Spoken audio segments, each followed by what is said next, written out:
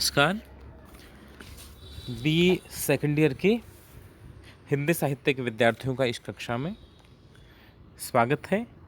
पिछली कक्षा में हम आचार्य केशव दास प्रणीत रामचंद्रिका महाकाव्य के मंगलाचरण का अध्ययन कर रहे थे। केशव दास जी ने महाकाव्य के मंगलाचरण के रूप में आदि पूज्य गणेश का स्तवन किया, साहित्य की अधिष्ठात्री देवी माँ सरस्वती का अभिवंदन किया और अपने काव्य नायक भगवान राम की महिमा का अंकन किया। केशव का काव्य कठिन है, केशव कठिन काव्य के प्रेत हैं, केशव को कवि हृदय नहीं मिला, केशव सफल प्रबंध कवि नहीं हैं, केशव का कवित्व उनके चमत्कार तले दब गया है, उनके अलंकार प्रियता ने उनके काव्यत्व को क्षरित किया है। ऐसे विभिन्न बिंदुओं के माध्यम से हिंदी का आलोचक वर्ग केशवदास की आलोचना करता रहा है। काव्यगत दुरूहता और भाषिक चमत्कार प्रदर्शन की प्रवृत्ति के कारण केशवदास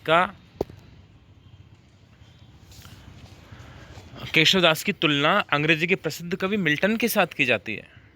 द पैराडाइज लास्ट में जो अंग्रेजी कविता का दोरोहा रूप आया है, वैसा हिंदी में आचार्य केशव की रामचंद्रिका में परिलक्षित हो रहा है। इन सारी आलोचनाओं के बावजूद एक वैशिष्ट्य पर, केशवदास की एक विशेषता पर, केशवदास की एक सफलता पर हिंदी का समूचा आलोचना जगत एक स्वर में केशवदास का प्रशंसक है, और वह विशेषता है, वह गुण है केशव की संवाद योजना।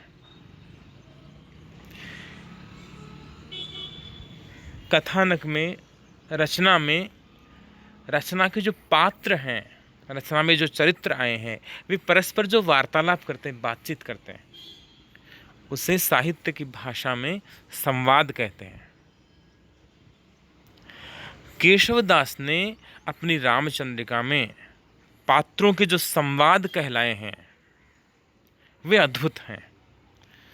संवाद में जो गुण होने चाहिए, पात्रानुकूलता, रोचकता, नाटकीयता आदि, वे सारी चीज़ें केशवदास की संवाद योजना में हैं। और केशव की जो संवाद योजना है, लक्ष्मण परशुराम संवाद है, अंगद रावण संवाद है, सुमति विमति संवाद है, आदि संवादों में से एक प्रसिद्ध संवाद अंगद रावण संवाद का अध्ययन आज हम करेंगे। अंगद कौन थे, ये आप लोग परिचित होंगे, क्योंकि राम कथा जन समाज का अंग रही है, तो आप लोग परिचित होंगे कि सुग्रीव और बाली दो भाई थे।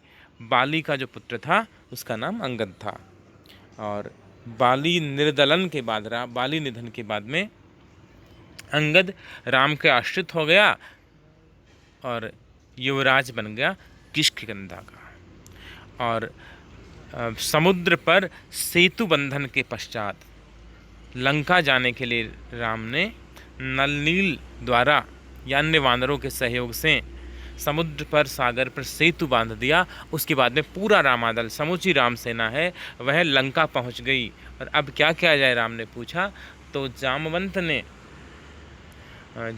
ने सलाह दी कि अंगद को दूत बनाकर एक बार फिर भेजना चाहिए, क्योंकि शांति महत्वपूर्ण है, युद्ध तो अंतिम विकल्प है। इसलिए अंगद को भगवान राम ने अपना दूत बना करके और भेज दिया लंका में।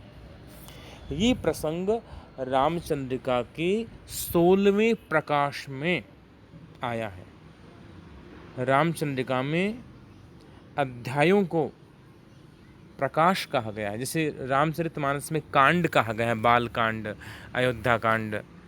कामायनी में सर्ग कहा गया है, चिंता सर्ग, आशा सर्ग, लज्जा सर्ग। उसी प्रकार से रामचंद्रिका में केशवदास हैं, वे प्रकाश कहते हैं अध्याय को, सर्ग को। तो रामचंद्रिका के 16वें प्रकाश में अंगद रावण संवाद नियोजित है और उसी में से इस पाठ्यक्रम में लिया गया है। अब अंगद लंका में प्रवेश कैसे करता है, केशव उसका वर्णन कर रहे हैं। दोहा छंद में है, पहला जो छंद है वह, अंगद कूद गए जहां आसन गत लंकेश, मन मदकर कर हाट पर शोभित श्यामल वेश। अंगद कूद गए। अंगद का प्रवेश लंका की राज दरबार में सहसा होता है, अचानक होता है। वे पैरों चलकर नहीं गए, अचानक कूदते हैं, वानर हैं और कूदते हैं। चमत्कृत एंट्री है ये। अंगद कूद गए जहां, कहाँ अंगद कहाँ कूद के कहाँ पहुंच गए, जहां आसनगत लंकेश, लंकेश लंका का राजा रावण, आसनगत आसन पर विराजमान था, सिंहासन पर आरूढ़ था। जहां रावण राज दरबार में सिंहासन पर बैठा था, अंगद सीधे सीधे वहीं जाकर और कूद गया। अब रावण ने काले वस्त्र धारण कर रखे हैं और रावण वहां कैसा लग रहा है, केशव ने कल्पना की है। मनु मधुकर करहाट पर शोभित श्यामल वेश। मनु यानी मानव की, उत्प्रेक्षा अलंकार है। उपमेय में उपमान की संभावना, इसलिए उत्प्रेक्षा अलंकार है।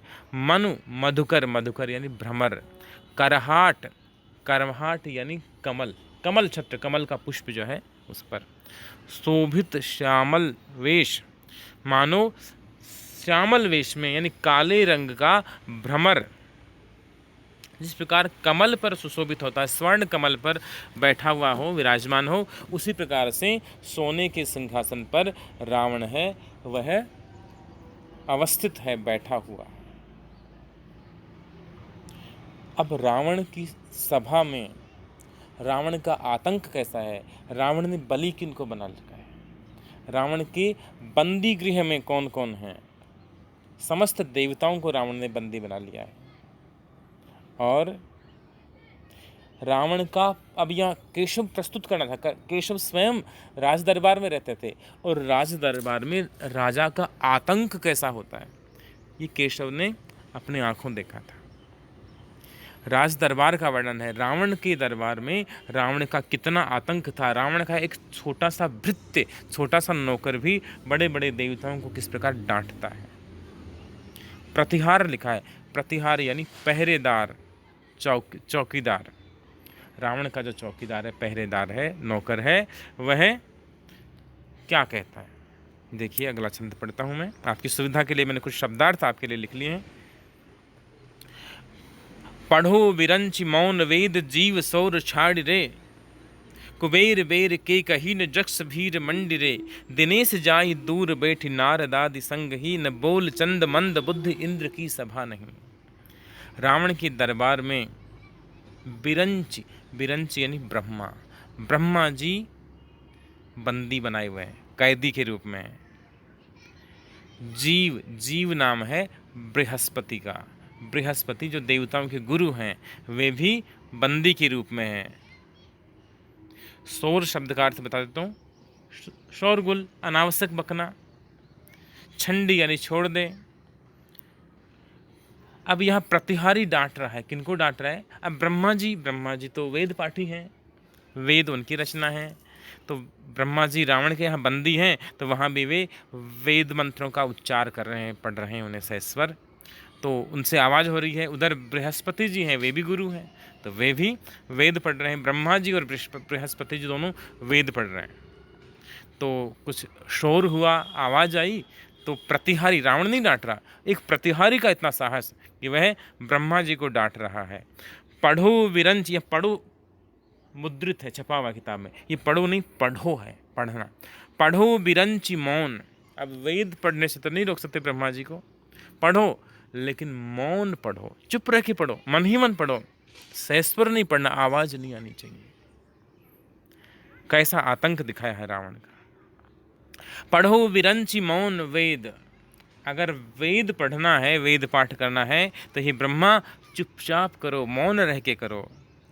जीव सौर छंडिरे, हे जीव, हे बृहस्पति, तुम भी ये शोरगुल छोड़ दो, तुम भी आवाज मत करो, बकवास मत करो।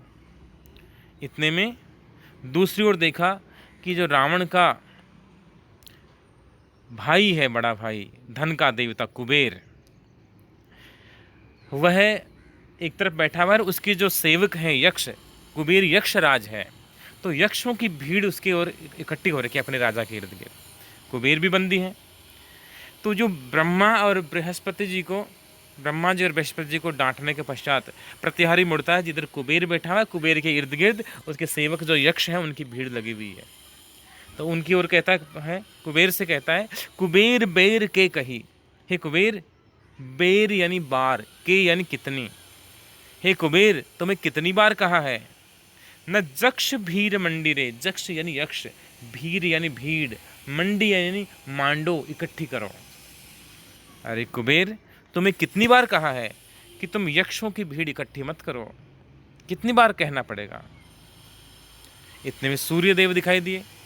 सूर्य और चंद्रमा आपस में बातें कर रहे हैं, सूर्य सुन रहे हैं, चंद्रमा कुछ कह रहे हैं। तो दिनेश जाए दूर बैठी, दिनेश सूर्य, हे सूर्य खड़े हो यहाँ से और जाके दूर बैठो, नारद आदि संग ही, जिधर नारद आदि ऋषि चुपचाप बैठे हुए हैं वहां जाके बैठ जाओ उधर कोने में, यहाँ आने की आवश्यकता नहीं है। दिनेश जाए दूर बैठी नारद आदि संग ही, न बोल चंद मंद बुद्धि। चंद्रमा कुछ कहना चाहा कि भाई कोई विशेष काम है, कुछ विशेष बात कर रहा हूँ, तो प्रतिहारी ने सुना नहीं और कहा कि न बोल चंद मंद बुद्धि, मंद बुद्धि मूर्ख, अरे मूर्ख चंद्रमा चुप रहे, न बोल चंद मंद बुद्धि, अरे मंद बुद्धि चंद्रमा, लंकेश के दरबार में, रावण के दरबार में तुम्हारी बोलने की हिम्मत कैसे हुई। न बोल चंद मंद बुद्धि, इंद्र की सभा नहीं, ये इंद्र की सभा नहीं है कि जो चाहे बोल ले, ये लंकेश की सभा है, ये रावण की सभा है। केशव का यहाँ इस प्रकार का वातावरण चित्रित करने का विशेष उद्देश्य है। केशव ये कहना चाहते हैं कि रावण ने त्रिलोक को जीत लिया था, देवताओं को बंदी बना लिया था, जहां सृष्टा ब्रह्मा, सृष्टा रचनाकार, सृजन शक्ति, सर्जनात्मक शक्ति है, वह बंदी हो जाए, जहां जीव बृहस्पति गुरु, जहां शिक्षा देने वाला समुदाय बंदी हो जाए, शासन का बंदी बन जाए, वह रावण राज्य है। वह राम राज्य नहीं है, रावण राज्य है।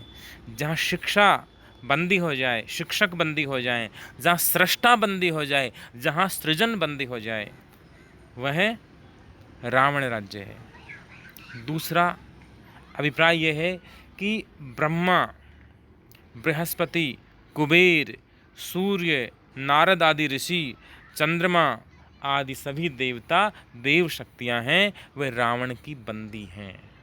रावण ने उन्हें कैद कर रखा है। वे भी रावण की सभा में बोल नहीं सकते, और उस आतंक भरे वातावरण में राम की कृपा से अंगद कितना निर्भीक होकर प्रविष्ट होता है, और केवल प्रविष्ट नहीं होता, प्रविष्ट होने के बाद किस निर्भीकता से रावण से संवाद करता है, कितनी निडरता से अपनी बात रखता है। यह अंगद के साहस को, अंगद के उत्साह को, अंगद की निडरता को, अंगद की दूतत्व की कुशलता को व्यक्त करने का माध्यम है। कि पहले बताओ कि रावण का आतंक कैसा है, रावण का त्रिलोक में दबदबा किस प्रकार का है। केशव की रामचंद्रिका छंदों का अजायब घर कहलाती है, और इस पढ़ो विरंच मौन वेद जीव सौर छंडिरे, इसमें, इस कविता में नागराज छंद का प्रयोग किया गया है। ब्रजभाषा है, एक बिल्कुल अप्रचलित, या जिनका हम नाम तक नहीं सुनते, काव्य शास्त्र की पुस्तकों में नाम सुनते हैं, ऐसे छंद भी रामचंद्रिका मिलते हैं। एक एक वर्ण के, एक एक अक्षर के छंद भी हमारे, जिनके चरणों में केवल एक एक वर्ण है, दो दो वर्ण के हैं, तीन तीन वर्ण के छंद भी आए हैं। तो छंद वैविध्य ऐसे केशवदास की कविता प्रदर्शन प्रवृत्ति का परिचायक है। नागराज छंद इसमें प्रयुक्त हुआ है। कुबेर बेर के कही, ये कुबेर बेर, यहाँ बेर शब्द की आवृत्ति हुई है। कुबेर में बेर, कुबेर शब्द का हिस्सा है, और बेर शब्द का अलग अर्थ है बार, तो यहाँ सभंग यमक है। और ओज गुण है, रौद्र रस है, वीर रस है, गौड़ी शैली है। अगला छंद पढ़ता हूँ। अब अंगद ने ये सुना कि एक सामान्य प्रतिहारी, अब देखिएगा, जहाँ सामान्य प्रतिहारी सामान्य श्रेणी का सेवक है, वह विद्वान को डांटे। जिस समाज में, जिस राज में वह समाज, वह राज लंका राज है, वह रावण राज है, उसका नष्ट हो जाना ही उचित है, उसका नष्ट हो जाना अवश्यंभावी है। जब कोई नंद वंश की सत्ता है, वह चाणक्य जैसी प्रतिभा को अपमानित करती है, उसे अवमर्दित करती है, तो उस सत्ता का पलट जाना सुनिश्चित है। जब रावण जैसी सत्ता है, वह ब्रह्मा को अपमानित करती है, जब शिव को अपमानित करती है, जब वह रामत्व को, वैष्णवत्व को अपमानित करती है, वह बृहस्पति को, गुरुत्व को अपमानित करती है, तो वह सत्ता चली जाए, यह उचित है और यह अवश्यंभावी है। अंत में ऐसा होगा यदि ये अहंकार का परिणाम है। तो अंगद पे क्या, सामान्य व्यक्ति होगा तो भयभीत हो जाता कि ब्रह्मा जी कुछ नहीं बोल पा रहे हैं, कुबेर कुछ नहीं बोल पा रहे हैं, बृहस्पति कुछ नहीं बोल पा रहे हैं, सूर्य कुछ नहीं बोल पा रहे हैं, चंद्रमा कोई प्रतिवाद नहीं कर पा रहे हैं। तो ऐसा सामान्य कोई व्यक्ति होता तो वह ऐसे ही वातावरण में भयभीत हो जाता, अपनी बात रख नहीं पाता। लेकिन केशव चित्रित कर रहे हैं कि अंगद के मन पर इसका क्या प्रभाव पड़ा। अगला छंद है वह चित्रपदा छंद है और केशव लिखते हैं, अंगद यों सुनी बानी चित्त महारिस आनी, ठेलिक लोग अने से और जाय सभा में बैसे। अंगद यों सुनी बानी, अंगद ने जब ये वाणी सुनी, प्रतिहारी की सुनी, सेवक की, द्वारपाल की ये बात सुनी कि वह ब्रह्मा जी को मौन रहने के लिए कह रहा है, पढ़ो विरंचि मौन वेद। वह बृहस्पति को कह रहा है कि बकवास मत करो, जीव शोर छंडी, शोर मत करो, शोरगुल मत करो, आवाज़ मत करो, जैसे बच्चे को डांटते हैं वैसे डांट रहा है।